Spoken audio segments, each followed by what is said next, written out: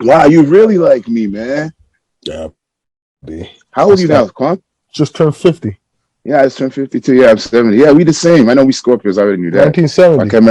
Yeah, we the same. Oh, we dogs. We exactly the Yeah, same. actually, I'm November 7th. I know Yeah, I'm you're the close to 15th. me. I'm Yeah, the yeah. 15th. Yeah.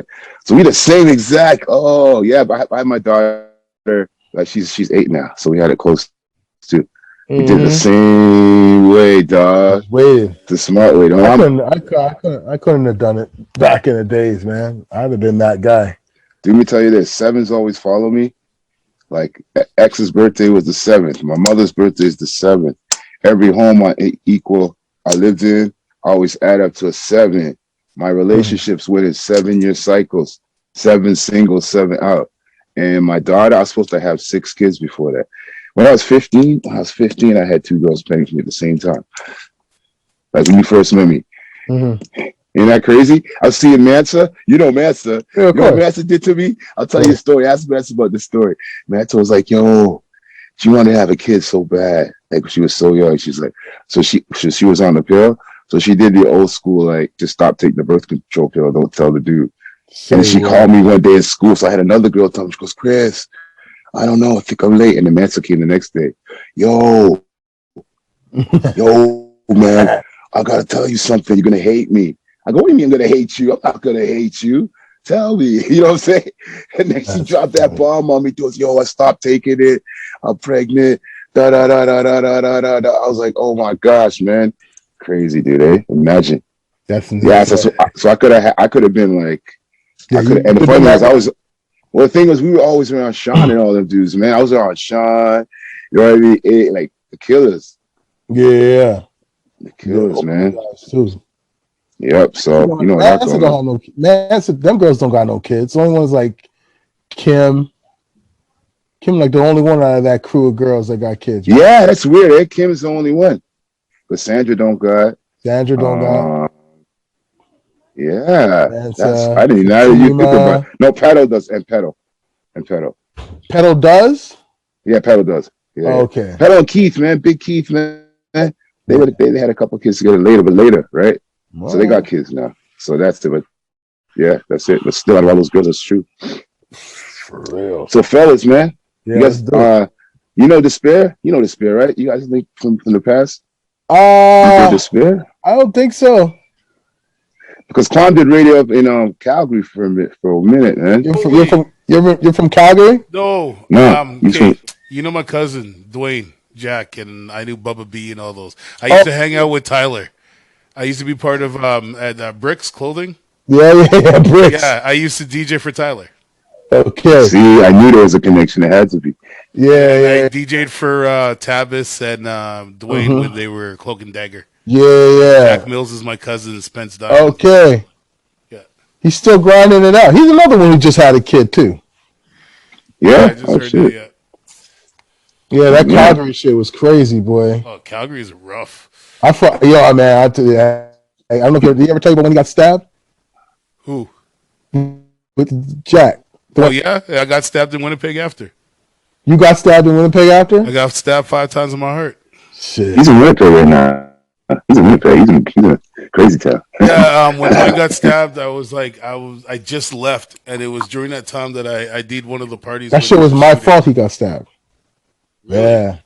Yeah. Got into a fight Why? with these guys, and I was like, got into an argument with these guys, and I was like, yo, Dwayne, you know these fools? Blah, blah, blah, blah, blah. And he came with me, man, and they threw it. It hit me in the head with a bottle, and they stabbed him in the back. Yeah, Crazy dude. because I went to the bar with him to do a show, and they were all there, and he Uh, was with me, and he was like standing there, and the guys are like they just rolled up. And I like literally, I was there, and I had something on me, and I pulled up my shirt, and they're all just like, "Who are you?" And I'm just like, "I'm his cousin." They're like, "What?" And it was just like after that, like they flooded hard. They were trying to work with me too with music. I ended up taxing them hard. for real.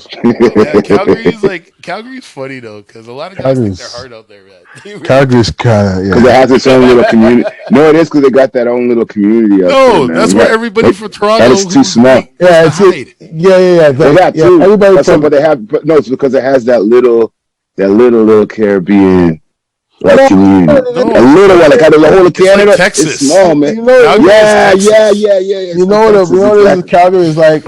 I remember when I was out there, and even when I was in Edmonton, and it was funny because I would see mans them from Toronto out there, and they'd be like, "Oh shit, I hope come we're on!" recording it. We recording this? This is dope. We recording Yep. this. Okay, good. Yeah, Okay, it's good. recorded. Yeah, keep going. Keep going. Keep going. I'd be like, I'd come out there, and I'd see mans them from Toronto, and they were like, "Oh snap, what's up, Kwame?" Like, yo, I'm out here, but I could peep their flex. I was like, yo, they come up there like they're the big dogs, but I know them from Toronto. I'm like, yeah, You was that guy's the lightweight. big You was dog. I'm like, no, don't do that. I And love you that know, when you tour, man. When you tour, you see that, right? Carl, you go, yeah, you go across Canada, you see, and then I mean, Yeah. whatever, man. I'm not knocking none of them guys' hustle, but it was just funny to me because they'd all be cotched up in these girls' houses, and these girls had mad money, and they were just living high life. You know what I mean? And they were like the big dogs on the block. But then when I came, and plus I was on the radio, that's a whole different vibe. And like, you know what I mean? Like, yo, you can't compete with that. The energy, different energy there, man. Yeah. So I used to get, man, a lot of dudes didn't like me out in Alberta. I'll tell you that. A lot of dudes. You Because, see, that's the thing, because a lot of guys in Alberta were squares. So it's like when anything came down to hard shit, oh, and you know, people were not allowed to shouldn't even gotten into fights. Fam, I was smashing and grabbing out there, B. Well, I already know Kwame. We'll get into this interview, but I already know Kwame out here. Kwame could go to you. Kwame, you like in New York, you could. Like that's how I always tell certain dudes. We was walking New York since we was teenagers, so you could walk the streets of New York, dude. Exactly. It's like if you could walk New York, you walk in it. Yeah, so you got that, and that's where for me, it's so interesting that the whole New York flex. I remember like being before I got to like high school, like you'd visit your cousins and stuff like that. But then when you get to be a teenager now and you're visiting your cousins in New York, it's not you're in the house with your parents and the family parties. Now you're a teenager. It's like, okay, I can run the streets with my cousin. And my cousins lived, my cousin Jeff, who I spent the most time with in New York, he lived on 193rd and Linden Boulevard. Fight Dog was on 192nd. Q-Tip was down the street. LL's grandma was down the street. Hollis Queens was. So I was like, I played dice in front of Q and Fife is walking out there. They shot Check the Rhyme video is right across the street from my cousin's place. I missed that video shoot by a day. Like, yo, so I was catching that type of flavor. And so this is what I wanted to. This is why we went here. This is why this interview is important, because I want certain cats try to equate movements now with movements from like 80s and 90s per se, different. And certain men's positions, and how certain men could be an MC, a DJ, a rapper, and then how certain men came in the game in our affiliation. Because a lot of people know with us, we prove ourselves like here in Toronto or in Canada. We prove ourselves like in the hardest place already, and we was walking in the hardest place, and it was because our families was there. That's how I knew Kwame. Me and Kwame see the timeline the same year, everything, and it's no difference. Me, him, Force, Ron Nelson. I could go through the list of everybody. Richie Rock, X, Massim, all of us. Same school. That's like same school. 10K, Silent Mar. I could go there. We was all taking these trips, and it'll be funny. We meet up with each other every summer, every March break. Every Easter, right? Yeah. Remember all those little intervals? That's what I'm saying. I be in the car driving. I hear, yo, Thrust. And I look over and it's Mo or Sean or Bolton. Or I see Kwame the Simp, and right? And we would walk those streets by ourselves. Yeah. And this is Marcy. This is Flatbush. Yeah, you didn't do Avenue D. You know what I'm saying? Like, and you coming back with the bags from Fulton Mall, man. And you coming back with the mixtapes. You coming back, with the gear. I remember we bring back the Shirt Kings. We go to Fulton Mall, and we was the ones. Remember, see when I see certain people, certain stories come out. Come on, man! If you don't know what the Shirt Kings is, Shirt Kings. If you look at all the classic hip hop, the best video I can show you that is from is Rock right or Audio 2. Those all the graffiti like denim. That shit I want to bring that back. Dude. Yeah, you know what? I want to make my own. you know what's the worst about that, man, is I had the illest one. And I remember bringing that back here to Toronto, and I was in high school. And it's like, yo, you want to wear that shit every day. I remember yours. That's why I brought it up to. I remember you rocking that too. And it's like, you can't. You got to be like, sparingly.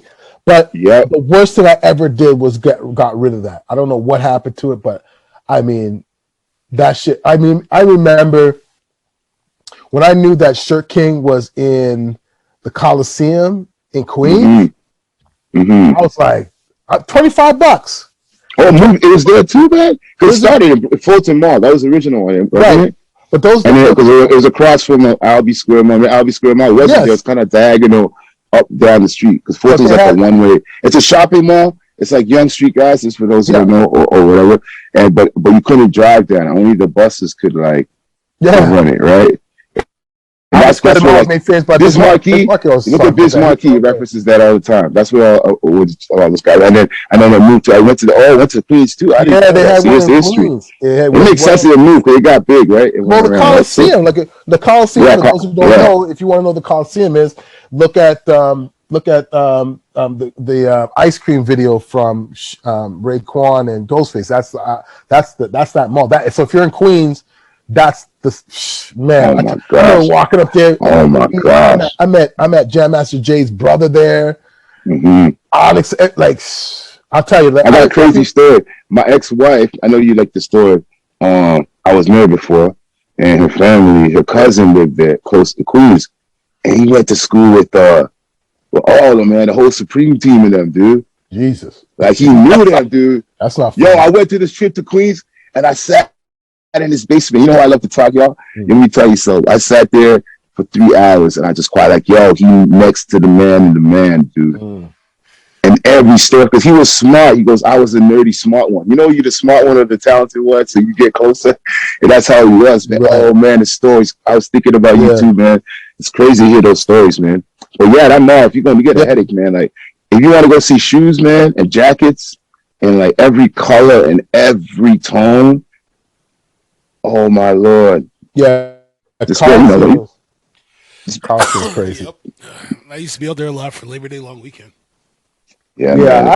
I would do that just to do the walk, but for me, it was New York. For me, was like for most of the part was like end of August, September, which is like obviously that Labor Day time. But my whole thing was go up there just to gear up for the new. Yeah, that's back to school, man. You see, the best time was to go to those parties and see those sound systems on every block. Everybody's just playing music outside. And the double Dutch, everything. It was great times. I wish I had something to contribute here because I've never been to New York. No, but Boston's never since I've been is Boston. So Boston's its own flavor too, man. Boston's dope too, man. You know what I'm saying? But the thing is, the reason this is relevant is because a lot of people don't have that tie. And I like to say that we talk about our inception and the sound that came out of Toronto. That's what we had, and it was the unison. And then we had the Caribbean tie. That was the tie because we were all just going to visit our aunts and our uncles and our cousins. You know what I mean? That's why it was safe for us to go. You know what I mean? I was going my whole life. I've been going my whole life since before I could walk and talk. And so did the rest of my friends. And then even when I said I was going with the rest of my friends, it was cool because my family knew that. All right. Yeah. So I know a lot of us, we learned to drive on that trip, man. Like even my parents, that's how I learned to drive. It was on the trip going to New York back and forth. Take the wheel, drive for a bit. You know what I mean? Yeah. So then we started taking the car. Out at like 17. Where you going? I'm going. Me, excellent time. You hear that story? Me and Gary. Remember Gary? Gary Anderson. Remember Anderson? The Anderson brothers? Familiar. Anderson brothers from TKO, man. Yes.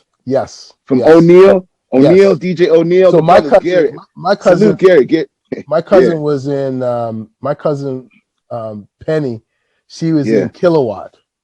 Yes. Wow. So back then it was Kilowatt, TKO, Sunshine, and Ebony Sound Crew. Yeah, Ebony Sound. Yeah. Because people don't know that. Like in Toronto, it was only 4 crews. That was it. What time? See, we're talking 80s now. Let's go.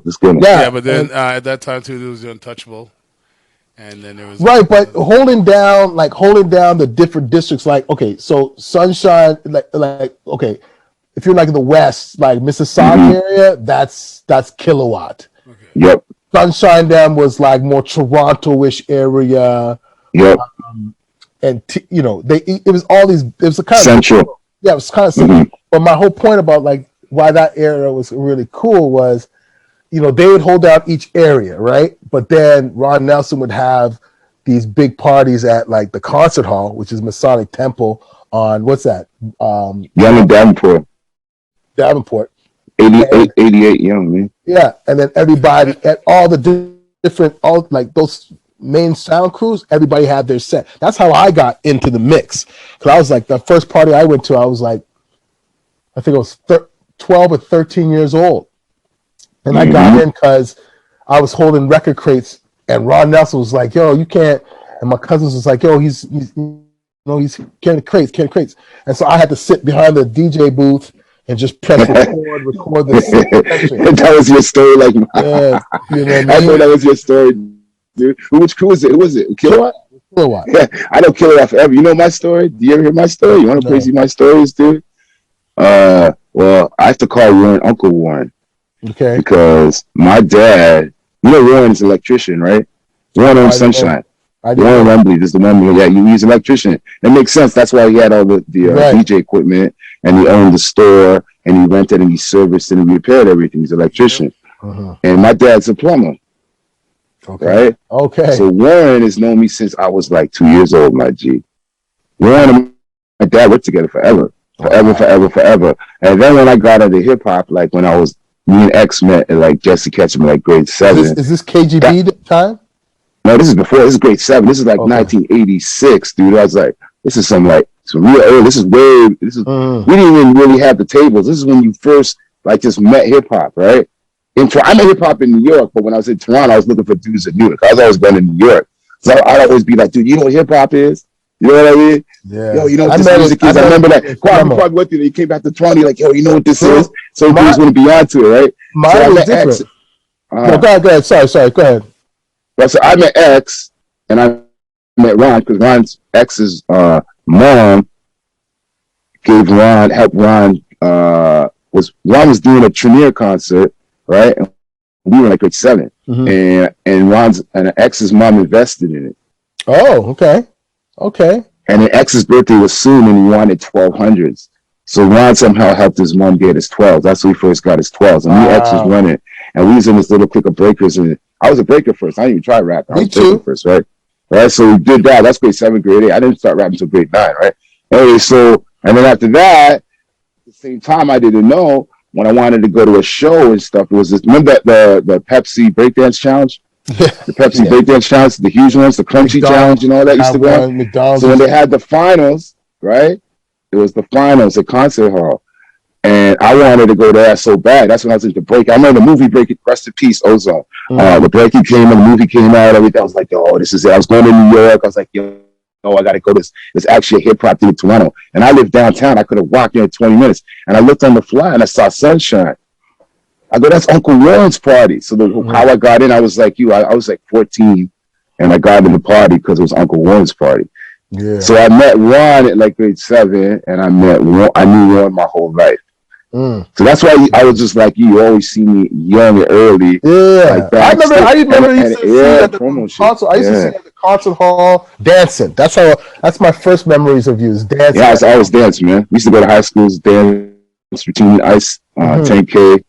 Big up 10 KGB. Me and 10 still tight to this day. And then I remember a flyer. I remember a flyer, and you guys had the KGB. You guys had the Russian hats. Shit, I was like, what these guys is doing? These guys is bugging out. That was the wild dudes. That was the 90s, man. But the 80s was just the format. When we was running from the 80s, me and 10 is cool from the 80s. That's all from Runnymede, man. I was at Runnymede with Dave. Oh, you went to Runnymede? Yeah, I went to Northern. Okay, I went to Northern, and when I was in grade 9, my first ever rap experience was I ran it because Regent Park used to run Northern. I was always one of the tough dudes, man, which was good for me because now it paid off, right? So we went to Regent. Regent ran Northern. Northern's like a young Eglinton, but that's downtown. So that was when Tilt Rockin' was there. I went with Tilt, Fish, all that big. Remember, Regent was running to Harlem. It was all my school, man.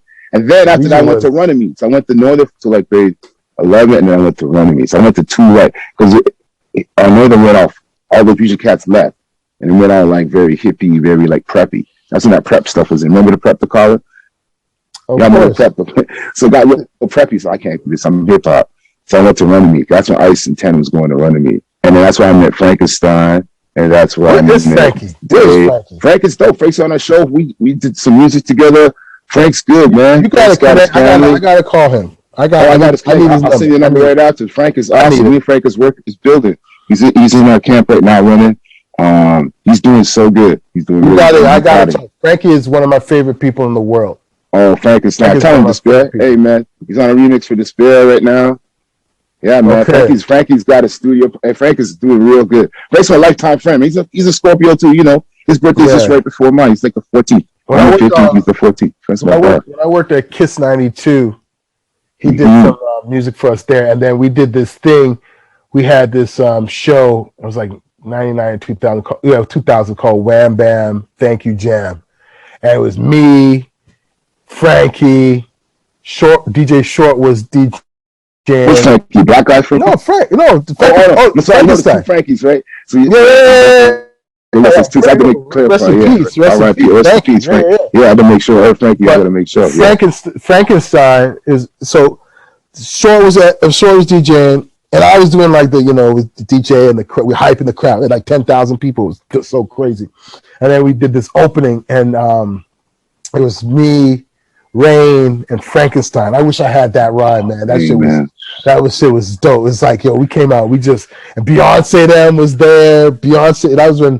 That's when Destiny's Child first came out.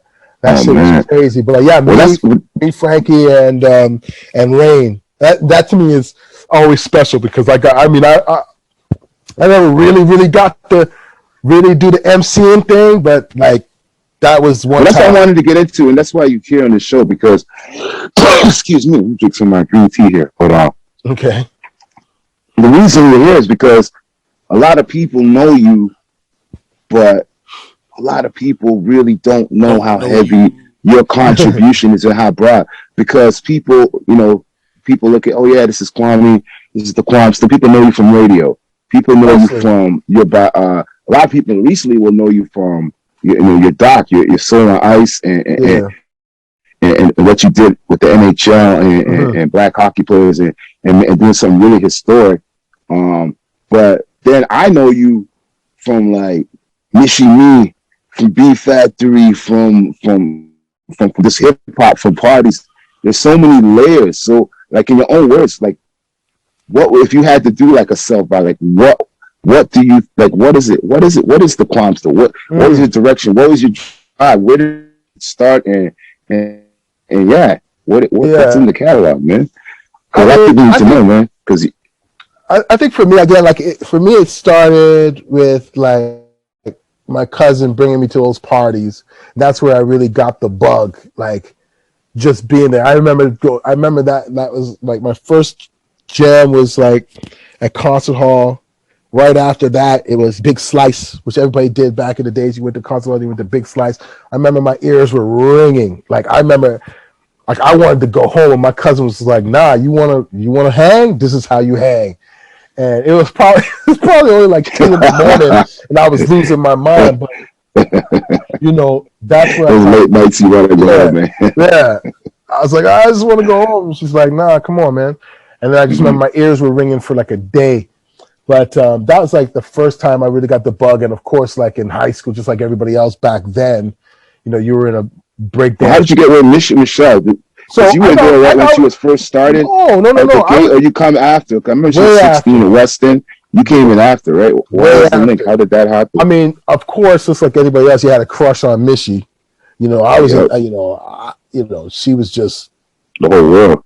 You saw the first rhyme I ever wrote was a love letter to Missy. That's my word. And all I can remember is the first line was like, "Dear Missy Me, I want to talk to you." And I can't remember the rest, but I just remember that. But I got with Missy just before she started doing the Ragadeth stuff.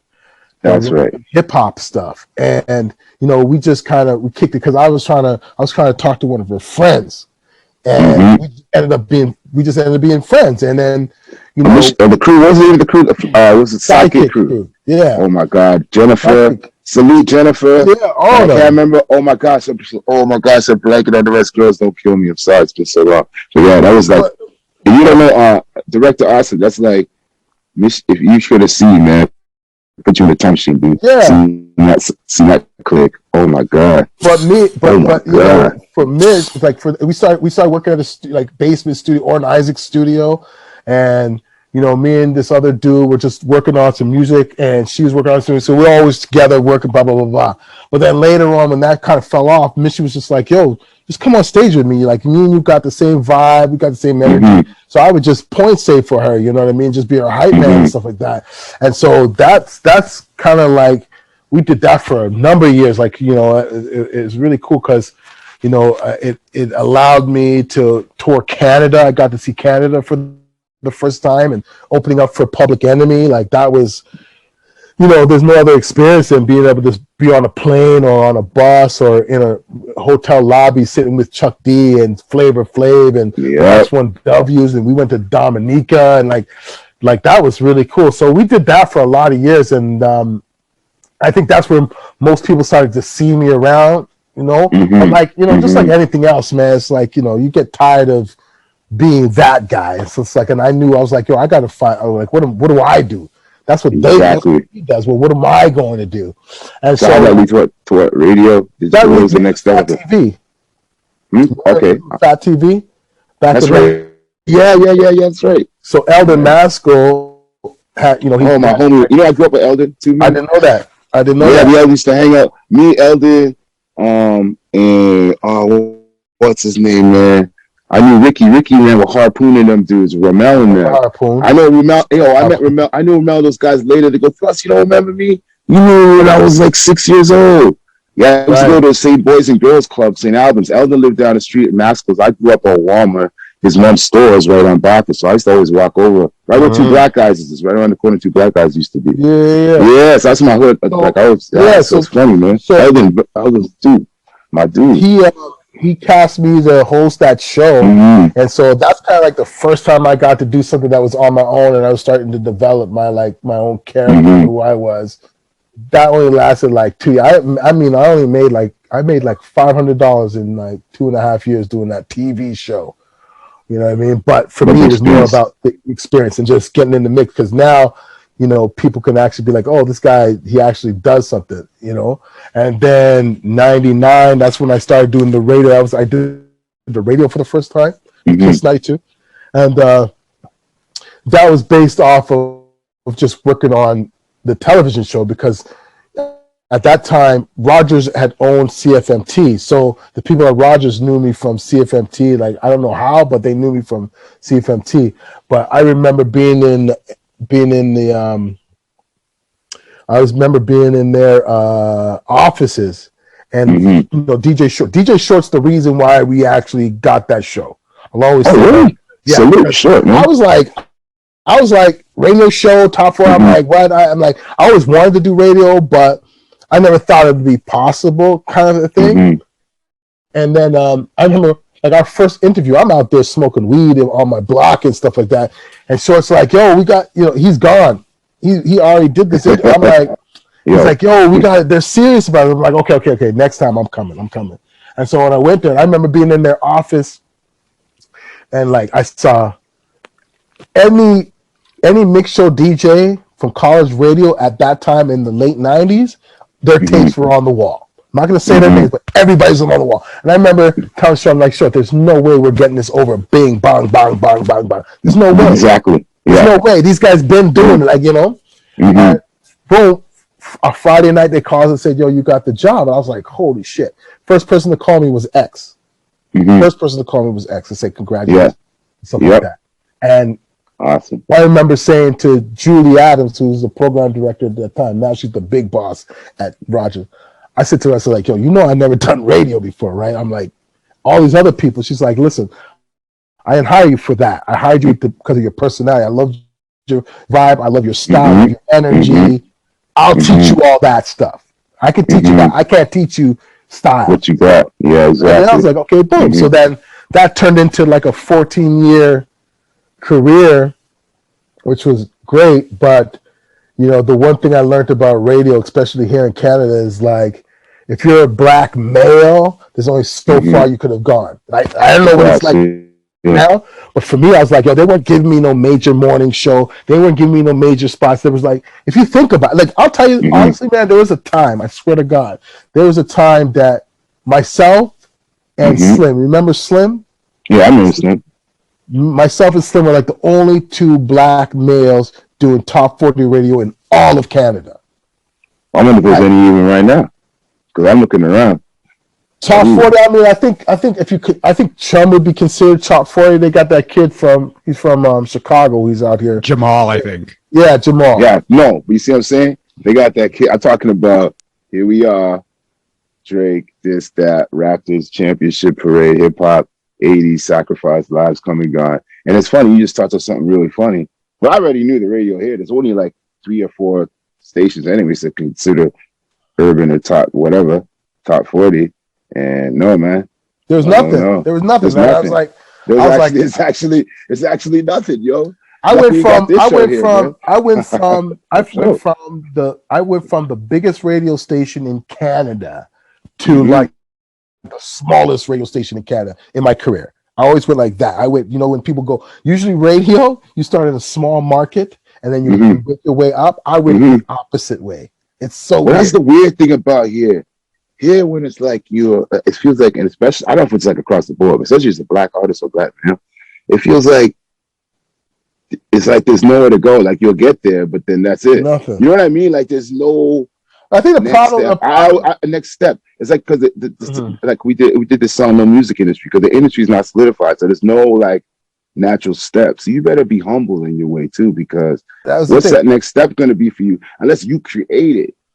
You know what I mean? Well, for me, it was like, let me just go and have fun. I never thought about it. I was just like, I just was good at what I did. And when I was working at Flow made me realize like freak this. This is not what I signed up to do. Like Flow really was an eye opener. I know everybody got that shit made. Oh man, let's open it up. You can say what you want out here, man. There's no stay. Say what you want. No filter, man. We open up right here, right? It was just the most uncomfortable time in my life as a radio announcer. I felt like I was on an island working there, and I thought that was going to be like when Flow was first announced and it was going. I was like, okay, here we go. We about to get busy, and even knowing all the talent that was coming to try to get down. I was like, oh, okay, we about to get busy, and now we can all. But I was like, what? For those who don't know, Flow is like Flow of those outside of Canada or even outside of Toronto. That's like Toronto's main. That was like our first urban hip hop. That was supposed to be the home of hip hop. Yeah, and it's still called that, but I hear no hip hop on there. But it's okay. So for me, I don't know. It was just a bad experience for me. And I'm not knocking anybody who came from there or did that. Everybody got their own experience. But my experience, it was like one of the, as we would say, the TSN turning point for me. And that's why I jumped and I went to Calgary. I was like, I'm out of Toronto. There's nothing here in Toronto for me. For me personally, for Kwame, there's nothing here. And if I want to make my own mark, I got to go out on my own. So I was like, I'm out. Honest truth, they never fired me or I never quit from Flow. Just never showed up. That's how much I didn't care about what I. Yeah, well, I understand, dude. We can have a whole show on that because everyone got their stories. I got crazy story for you about that. So, but that's you want stories you won't believe about that, man. Yeah. Like certain meetings and stuff that came back and stuff people said. Yeah, I'm gonna get into that. You know who you are when that time comes. That can of worm opening, man. I didn't forget you. No, because I couldn't believe the words coming out of people's mouths in there, man. Like unbelievable, man. I think it's just because it was a first. It was a first, and it was like when you get something first, it's like everybody feels like they know. This is what it was. It was a first, It was the people in charge, and not the people that was from the States, because they didn't know. The people from here, listen, and I can't even say. Girl from the States. I'm from the States killed it. Venom wasn't really around. You would see that, so he signed it or whatever. So you guys could smart figure out the rest, and we talk about that later. But that's a whole other episode.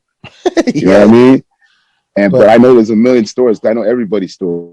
We need to get circle of life, the tree of life, and everybody. When one thing shakes the whole tree, you know that shook the whole tree, dude. Every branch got shook from that despair. You know what I'm saying? Like everyone. That would be interesting. That would be interesting. You got a full story, man? You got like 10 of them. Yo, I heard so many. Like I've heard. Oh my gosh, so dude! Many.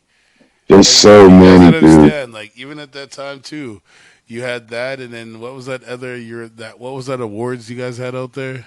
Dude, I wasn't part of that, dude. I wasn't part of the stylist award. Listen, that was. Let me tell you something. That was the period. Look at my hip hop history, and if you look at me, that was the period when people stopped seeing me around. Like I stopped going to shows. I wasn't part of it. I was like, Kwame, I left Toronto. Like not like spiritually, mentally, like I left. You know what I mean? Because all the whack stuff was happening. And the funny thing about us was too, we already left from like way back from like 87, 88. My state was always international more because we was always traveling to the States back and forth. We already seen the speed that things were supposed to be at. That's why I tell my friends, I said, y'all seen the game at slow speed. I said, I seen everything running. Yeah. You know what I mean? It's like, I know Donovan Bailey, man, through Russ at work, and that's the first thing he said. He goes, I go, how'd you do it, Donovan? And he's like, yo, we was in Canada. And he said, 1 year, we decided to go down to Texas and train with the U.S. guys, and so did the Caribbean, right? And look what we're seeing now. Mm-hmm. Who's the most dominant, right? Right? So that's just kind of where we were at, like with the thing. I feel you, Tom, because there's such a glass ceiling at the point. And it's like a game of charades. You know what I mean? Like people just taking roles and playing like they got power they ain't got. I know you ain't got that power now. You know what I mean? Yeah. That's why T was one of the realest ones out of everybody, dude. Because T was always straight, man. T was always straight with you. He did what he could do. He told you when he couldn't do it. That's what I like him. That's what everybody tells you what they could do. But there's a lot of people told you they could do, and then they put on this extra stuff on top, Kwame. Yeah, when you get the record deal, you need to get this, all this other stuff too, right? Yeah, you take it care of. No, T would say, no, Russ, I could put you on anytime, but only once. And this, and he laid it all out. You can do it anytime you want, but only once. Pick your right time. This is it. And I said, T, the only one that ever did. You never oversold the dream, never nothing. You know what I mean? It's just what it was. And when the time came, it was proper, and you did it. You know what I mean? I think that's why everybody respected T, man, to the max. All the artists, everything, and he was intelligent with the interview. So, yeah, man. But in a nutshell, so you went to Calgary. You're saying you were at Calgary then, yeah. Yeah, in a nutshell, I went to Calgary, had fun out there, came back to Toronto for a little bit, and then ended up spending the most of the time, like the last little bit of my radio career was like in Alberta. And that's when I was kind of like, okay, this radio thing is just not for me. There's nowhere I could go with this. And I was just getting at that point in my life where it was just like, you know what, man, I got to start doing other things that were, that's going to make me happy. And I always wanted to do film, and I was really getting into hockey even more when I was living in Alberta. So I was just like, yo. Battle of Alberta. Yeah, man. Yeah. I was like, let me just throw it to the wind and see what happens. And, I'm just so blessed that it just kind of worked out because that's I mean, here we are. Everybody here is a bunch of hockey puck heads here. Despair. Yeah. We felt the last part was how we got here was the last podcast we had Nish on, right, guys? Remember? You could tell him how to go direct. You could tell him how to come up. How to come up again? With Nish? Yeah, how did his name come up again? What were we talking about? You remember how it went again? What we were talking about on the show. We were talking about martial arts. We were talking about all kinds of stuff with Nish. Like, what do you mean? No, how Quam's name came to the hockey. Oh, we were talking You don't about realize him. it's Yeah, him. we were talking about him. talking I don't think you realize we're talking about him. This is Yeah. the dude, man. I don't think you realize. I don't even. No, I know. This is the dude. Yeah. Yeah, I know. I'm trying to say. We You were remember talking how about it came up? Nish. We were talking about Nish because he started talking about when he was playing hockey as a junior, like as a Oh, young you know guy. what we're talking about? No, this is what it was. You're jogging me right. We were talking about Cedar Hill, right? Yeah, We're talking about yeah. landscape. We did an interview, okay, Kwame? Okay. And then and I go, how did you guys get the name Cedar Hill? And they're like, oh, that's when me and Lance used to play hockey. You're right. That's the part I couldn't remember, right? And I go, what? I go, that's crazy. He goes, yeah, because he goes, landscape almost was good enough. He probably could have went pro. And then we're like, oh, and then Despair was like, yo, you talking about I used to play goalie, right, Despair? Yeah. Okay. And then I was like, yo, all the big boys always play goalie. Yeah, goalie. Back then, I wasn't a big boy, man. I was skinny as fuck. Okay. It was just that I was good at it from playing soccer. Okay. So it was just more control for me, and I didn't have to skate that much. Okay. Yeah, and then your name came up. Oh, word. So, and then I was like, so once everybody at hockey, I go, oh, I gotta call my boy Quan. They're like, what? I said, Quan's, bro, you gotta do the soul. I said, that's my boy, like forever, dude. As a he of all people be on this show, like he won't be Have like you guys all Boom. seen it? Have you guys all seen the film? Oh yeah. Yeah. Okay. You heard something about Thrust that you know what's interesting, Thrust? I swear to God, man, this is my word. Not even saying this because I told you a little bit of this on the phone, but I knew the vibe of the film when I was in the car with Michael Douglas and he played your song. Interesting. When he played your song, we were on our way to do this interview with this kid from the OHL. This is early Soul and Ice developing days. And he played because I think you guys were trying. Did he do the video for that song? He did the video. Yeah, he did do the video. Yeah. Okay. He did the video. So he's like, yeah, Thrust has got this song. I'm about to do the video for it. Bum, bum, bum.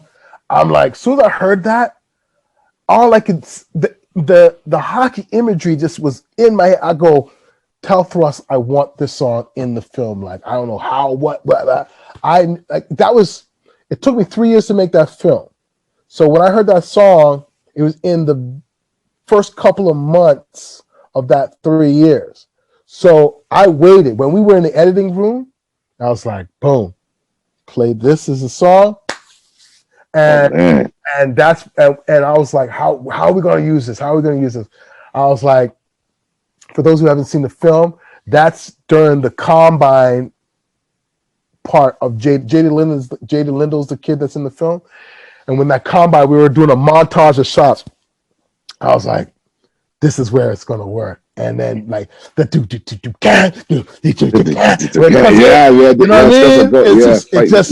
man, like I was when we were editing, I was like, when I beat you right here, boom, show him doing the pull-ups, show him pushing the weights, like that song just had that energy. And I remember Gatorade music, man. But I think all the music that you used in the entire film was fantastic. But I gotta say, I popped hard when Grand came on. It came on, and it was at that point where you were saying Lindo was doing his little montage, and I was just like, perfect. This works perfect. That song, man. This part of the song, dude. Film. If you're in the theater, yeah. I mean, it's one thing to watch it at home, but in the theater watching. That's what I was gonna say. I was gonna say it next. I wish I never had that experience in the theater. In the speakers, man. Rain got to see it in the theaters. Rain got to see it in the theater. So when that thing comes on in the theaters and you have a good sound system, oh my God! And then you see Jada in the big screen, goosebumps right now. Goosebumps. You know the funny thing about that song? You know how we made that song? That was off the album The Chosen Ones. Me and Uncle Rudy made that. And that was like 2011, 2010-ish. We did that. And we did all those songs. That song was done in like 7 minutes. That song was done. We wrote it, finished it. All that whole album. It's called The Chosen Ones. Everything was done in under an hour. The whole album. Okay, recorded, nothing written. That's the craziest first line. I used to do it. But here's the coolest part about it. That's when I was working out. So how that vibe worked every day was I would wake up, I'd get in my car. That's when I was recording at Cedar Brae. I drive to Cedar Brae, work out with Dell and the boys up there, like have a serious workout, you know what I mean? Come home, detox, go to slept on because that was Rickshaw. You know what I'm saying? Rickshaw had a studio, right? And he lived right around the spot from my mom. So I hop off my mom's, just walk over, and then we jumped and we did that song. So that day was one of those days. And I had one of those crazy workouts. And I walked in and Rudy just had the beat of that, like the raw part of that beat playing right when I walked in the door. But you could tell when he has a good beat playing though, because it's just banging. Like you said that. Yeah. And I remember I came in the door and I just heard the raw part of that. You know, when you walk in, man, like you said, hearing that, man. I had the good workout. I came from the sauna. I had the thing. You could feel the energy of it on the track, right? You know I'm editing and cutting that song in, right? I literally came in the door. I literally came in the door, dropped what I was doing, went right to it, and it came out in like 4 minutes. I mean, so it's so that's so it's almost fitting that it fit the scene. Yeah, and that you was in the car because I always see people like the music's the energy, the mood. That was the mood, that the complete mood, and that's why I did the workout thing with the video with Michael. So yeah, that's cool, man. It just fits because even like that, the opening line, like heavyweight spitters, it just fit Jaden at that point. So yeah, man, that's there's so many different moments about making that film, and that's one of those things. I just remember being in the car. And we played that shit over and over and over again. I was just like, yo, if I can get this in the time. And that's why I knew, like, okay, so, you were talking about, like, the music in there. So standing out to me is, like, Thrust, Socrates, Rain, and, oh my God, old girl, Love Speak. That's at the end of the film. I can't remember her name right now. Oh my gosh, I'm blanking too. It's gonna come. Anyways, so we gotta have. You know, we're gonna have next. We have. What's the name? Fact check guy with the guy. Hey man, in the corner. In the corner, man. Hey man, yo. What's that song again? In my own film, I can't remember her name. That's my bad. It's always like that. That would happen. It comes back because there's so much going on in the mind at once. My thing was when I was making that, I was like, it's got to have like some serious hip hop vibe to it, and then B, I gotta put people that I know and I love and respect. And Socrates has always been my favorite MC in Toronto. I always thought that kid was the rock star of everybody. That I thought he was going to be the one that's going to cross over. He'll do the hip hop. He could do the rock and roll. He could do he was everything. That guy. So I was like, Sox has got to be in there. Rain, that's just family. And I always knew, I remember sitting in his house and being like, yo, we got to find a song. Boom, boom. And, we found a good record for it. And again, Thrust is like, that song got me from that jump. And I was like, hell yeah, I'm going to put Thrust in my film. Because I remember when I was working in the radio, 99, again, I have this weird relationship of kind of like how people really checked and saw me in Toronto. Thrust is the only person out of all the people that I know who did videos like, yo, Kwams, I need you to do something for my video, for my song. And I was like, what? I was like, all right, boom. What was the song called again? It's with Boo Boo Brown. Oh, This Is For Sure. Yeah. This is for sure, man. Yeah. That's K Cut, me, you, and K, man. And that tagged it, right? That's Kwame. See the video? I'm at the beginning. Yeah, that's right. It's a hot day. It's a hot day in the city. Yeah. That's yeah, man. Yeah, man. See, it was fitting because you on the it was the time, right? Yeah. You had the voice. You on the radio, and that's us traveling and knowing what's the right thing to do with who's hot and you know what I mean, and who's what, and putting the right people in the right place. You know what I mean? It was just it just made sense, man. But oh, man, I just do things. I just like to do things to be honorable, dude. And that's just how I was raised, and that's how my friends were. I came up with the best of them, man. So I don't limit the rest of them. You know what I mean? That is just like a cool story. It's just like, boom, I was in Thrust's video. Thrust is in my movie. So it's like bong bong. Let me tell you something. I never told you, dude. I done a lot of things, but that's one of my big ones. Like, they have your things that you did. Yeah. And there's a list. It's a long list. I can go from 86 all the way down to now of accomplishments, but that's one up there. Like, that's like top 3, top 5. You know what? Because I always wanted to be a hockey goalie. I always wanted to be a hockey player. Like, you asked my mom, you asked my parents. I never missed a Leaf game for like 10 years straight. You had to drive me home when I was a kid. I asked my mom. Sorry. You know what I'm just saying, right? So Shy Wisdom. That's who it is. Yeah, Shy Wisdom. That's her See, I name. told you it's gonna come. I couldn't remember either. 'Cause I heard her a long time. It's like, Shy, yeah, She's Shy so was dope. dope, man. She's Oh my so god, dope. she's